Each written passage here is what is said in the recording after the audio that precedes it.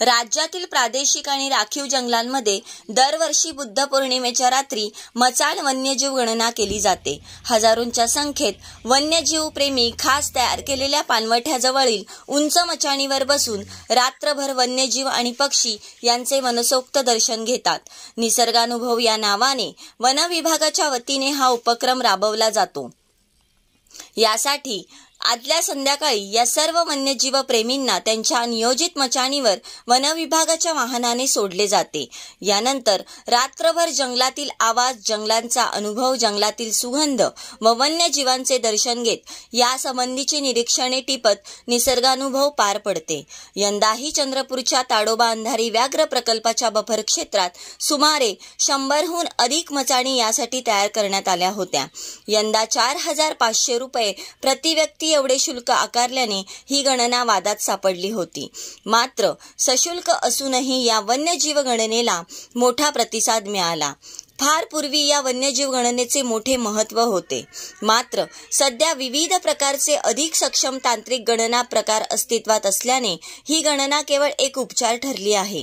तरीही नव्या पिढीला रात्रभर एखाद्या उंच मचाणीवर बसून अनुभवलेले जंगल थ्रिल भावत असल्याने याला मोठा प्रतिसाद लाभला. The best thing team Chandrapur.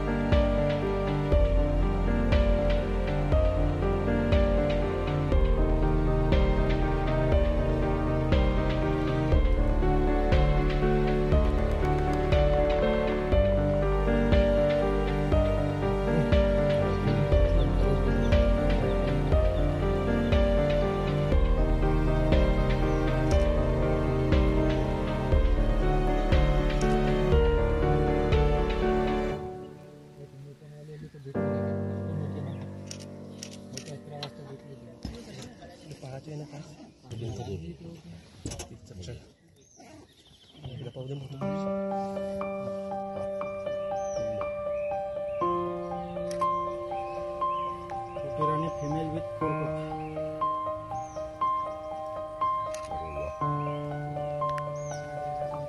पाण्यात घुसते पा.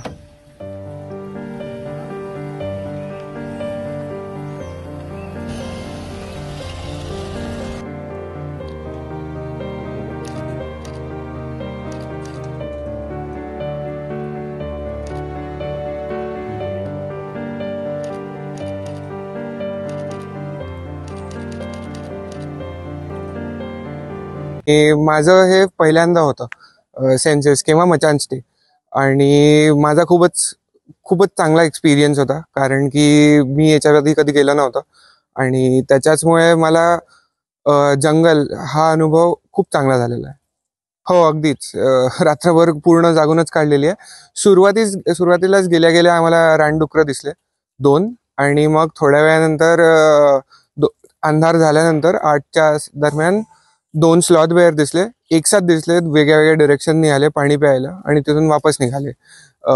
खूप अंधार असल्यामुळे, जरी बौद्ध पौर्णिमा होती तरी आभाळ असल्यामुळे म्हणजे दिसत नव्हतं नीट, कारण की उजेड नव्हतं तेवढा. पण कळून गेलं की हे स्लॉथ बेअर असतील, अस्वल असतील आणि ते आपल्या आपल्या मार्गी परत निघाले. त्यानंतर रात्रभर खूप कॉलिंग झाल्या आणि त्या कॉलिंगमध्ये आम्हाला रिअलाइज झालं की काहीतरी मुवमेंट आहे, कोणत्या तरी मोठ्या प्राण्याची, प्रॉब्ली प्रेडिटर्स. कारण की कॉलिंग त्या फ्रिक्वेन्सीचं होतं. वेट केला पण काही मिळालं नाही. पण रात्री आम्हाला परत एकदा दोन रानडुकरं, तेच प्रॉब्ली तेच असतील आणि ते दिसले आम्हाला तिथे.